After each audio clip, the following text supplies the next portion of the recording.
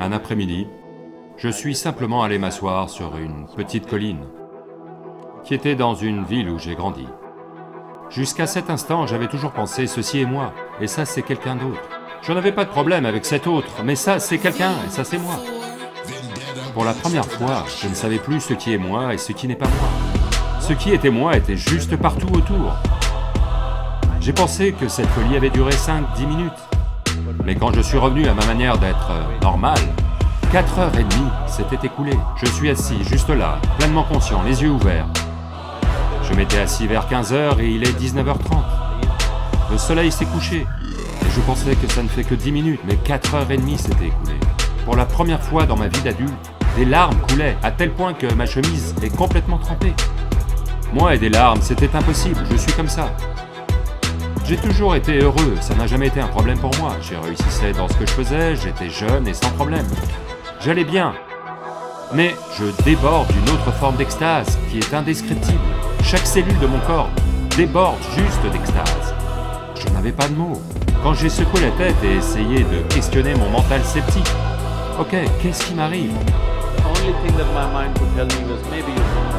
La seule chose que mon mental pouvait me dire était « peut-être que tu perds la boule ». Je me fichais de ce que c'était, mais je ne voulais pas le perdre. Parce que c'était la plus belle chose que j'avais jamais ressentie. Et je n'avais jamais imaginé qu'un être humain puisse se sentir comme ça en lui-même. Donc quand j'ai dit à mes plus proches amis « voyez, quelque chose m'arrive comme ceci », pendant que je parle, les larmes coulaient. Et les gens disaient « as-tu vu quelque chose? As-tu pris quelque chose? Qu'as-tu fait ?» Je savais qu'il était inutile de parler à qui que ce soit. Parce que si juste je regarde le ciel, des larmes viennent. Si je regarde un arbre, des larmes viennent. Si je ferme les yeux, des larmes viennent. J'explose simplement. En 6 semaines, tout de moi a changé de façon si spectaculaire. Et j'ai juste perdu la notion du temps. Quand c'est arrivé la fois suivante, ça a été très notable parce qu'il y avait des gens autour de moi. Je suis allé m'asseoir à table avec ma famille pour le dîner. Je pensais vraiment que ça faisait 2 minutes. Mais 7 heures s'étaient écoulées, je suis assis juste là, pleinement alerte, mais je n'ai aucune notion du temps.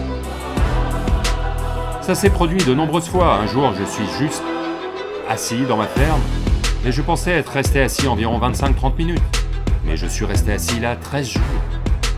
Pendant ce temps-là, une foule s'était assemblée. L'Inde étant ce qu'elle est. Il y a d'immenses guirlandes de fleurs autour de moi. Quelqu'un me demande comment gérer ses affaires. Quelqu'un veut savoir quand ses filles vont se marier. Toutes les bêtises que je détestais avaient juste lieu autour de moi. Et je pensais vraiment que ça faisait seulement 25-30 minutes. Mais ces gens disent 13 jours qu'il est assis là, il est en samadhi, il est ceci, cela. Je n'avais même pas entendu ces mots.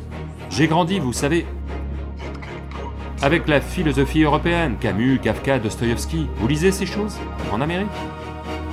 Et étant dans les années 60, vous savez, les Beatles et ceci et cela, j'ai grandi comme ça.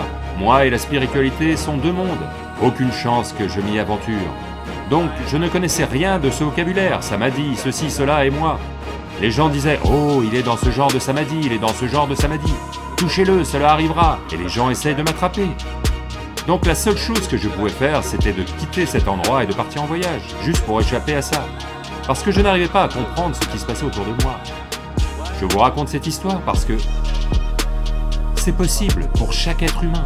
C'est mon désir et ma bénédiction que cela vous arrive. Que vous escaladiez le mont Everest ou non. Que vous deveniez l'homme le plus riche de cette planète ou non.